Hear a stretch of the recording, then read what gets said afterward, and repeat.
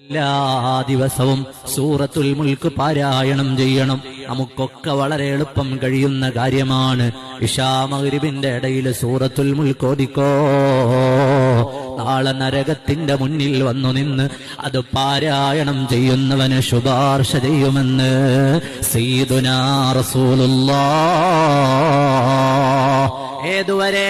നരകവാതിലിൽ വന്നു നിന്നതിന്റെ സാഹിബിനെ അത് ചോദിച്ചുകൊണ്ടേയിരിക്കും. സൂറത്തുൽ മുൽക്ക് നരകവാതിലിൽ വന്ന് അതിന്റെ സാഹിബിന് വേണ്ടി ഇങ്ങനെ ശബ്ദിച്ചുകൊണ്ടേയിരിക്കും. ഏതുവരെ?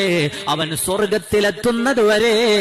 തബാറക്കല്ലദീ ബിയദിഹിൽ മുൽക്കു വഹുവ അലാ കുല്ലി ശൈഇൻ ഖദീർ.